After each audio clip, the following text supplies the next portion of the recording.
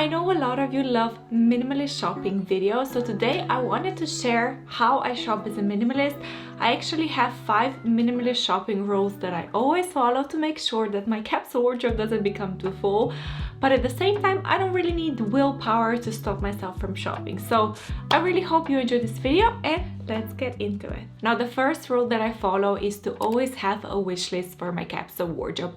Before I used to shop without the wish list and that wasn't really a good idea. So now I do it every single year. I like to do it at the end of the year in preparation for the new year, and I go into my wardrobe, I look for gaps, I look for some things that need to be upgraded. I even add some things that I think would be really fun and exciting. So I always take the time out to create an amazing wardrobe wish list. And the reason this is so useful and that it actually helps you shop less is because of the reticular activating system in the brain, because this system is responsible for, processing the information around you. It actually decides what is important to you and what isn't. Because of that, you're gonna see things that are important to you so much more, and other things that your brain is gonna say these are not important are gonna be a little bit more in the background. The best example I can give you here is when you're car shopping. So when you know which model you wanna buy, which brand and which color, all of a sudden, even though you didn't notice those cars before, all of a sudden that is all you can see when you're driving, when you're walking in the parking lot. Suddenly the car that you want to buy, you see it everywhere, and that is the reticular activating system working for you without you even realizing, and we want to use that to our advantage. So when you have a wish list, when you go into the store, all of a sudden the store is gonna be different. Before, when I walked into the store, everything was equal, everything was a possibility for me to buy. I didn't have any wish list, so I went in there and whatever caught my eye, I was a little bit more susceptible to how they marketed everything or how the layout was in the store. But now that I have a wish list and I have my reticular activating system, I could really quickly see what is important to me. If I'm looking for a coat, if I'm looking for shoes, if I'm looking for certain colors, everything is just gonna stand out to me. The things that are important to me, they're gonna stand out. And I like to take this even further because I do have 20, 25, maybe 30 items on my wish list. I like to keep it a little bit longer, but when I go into the store, I'm not thinking about the entire list or 30 items. And I'm sorry if you hear the noises. I have the puppy in the background. He's in a playful mood, so if you hear the noises, this is him because I cannot film otherwise. Okay, so I was talking about the list. So when I go into the store, I'm not focused on the 30 items, but I pick somewhere between 2 items to 5 items max, because that way I can really have the tunnel vision. I can be really efficient, I can be really quick when shopping, and this is so amazing because I need 0 willpower to not buy something because I didn't even notice it.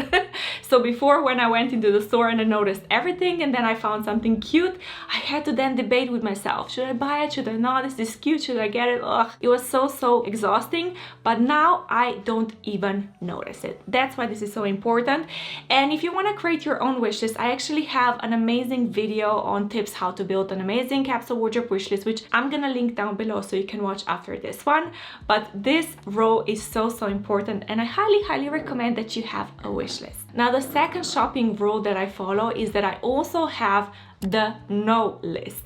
So I have a wish list, but then I also have the no list. So these are the items that I know I'm not gonna love in my capsule wardrobe because I analyzed my style, I decluttered my wardrobe, and I know these items are not gonna be working for me. So if you watch my channel for a while, you know that I love the method of decluttering and analyzing at the same time. So when you're decluttering, you put every single item on your body and you analyze the cut, the neck, the length, the color, the brand, the material. You analyze everything into detail so you can get data on what works for you and what doesn't. So when you declutter items, you actually know why you declutter them. And then when you learn these lessons, you can put them on your no list, and this way you can avoid making mistakes in the future. So for example, some things on my no list are color green, color yellow, a v-neck, a u-neck. I added gray color to my list. Animal prints I also have on my list. Low-rise bottoms I have on my list. So you get the idea. When you declutter and analyze your style, which again I have another special video just about this topic,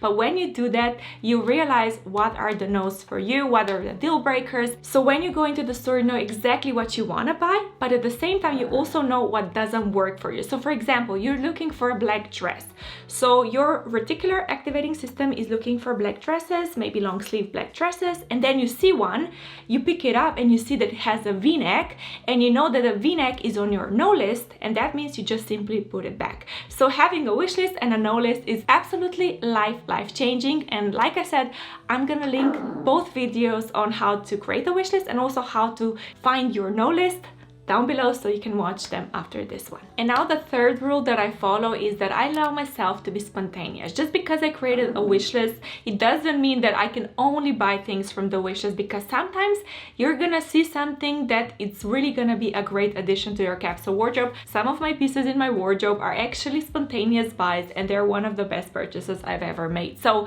I still allow myself to be spontaneous, but I do have questions that I ask myself when I encounter those items. So the first thing that I make sure of is that the item doesn't have any qualities that I put on my no list. So this is the first very obvious thing that I do. And then the second question that I answer is this item gonna help me create more outfits in my capsule wardrobe? So I want to assess if it's just a little bit different to my other items in my wardrobe, and if this item is actually gonna create a different look, a different vibe in my wardrobe, if it's gonna match with my color palette. So if the answer is yes, obviously I'm gonna get it. If I feel the answer is no, I'm not gonna create many different outfit combinations, then I'm gonna leave it. Then I also assess if this item is maybe an upgrade to something I already own. So maybe I have a white jumper that really caught my eye, that it's really gorgeous, and I can see that yes, the white jumper that I have at home is really old and washed out and just a little bit grayish.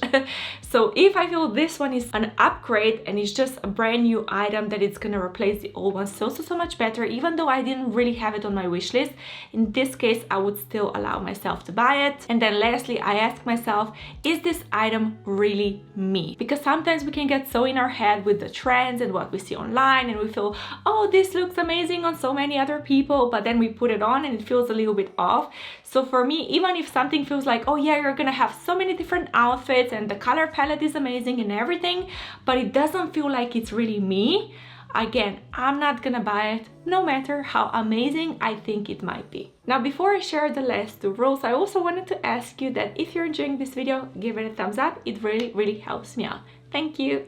So now to the fourth rule. This one is so important. I already talked about it, and I actually don't stop talking about it because it's so valuable, and that is that I only buy 10s.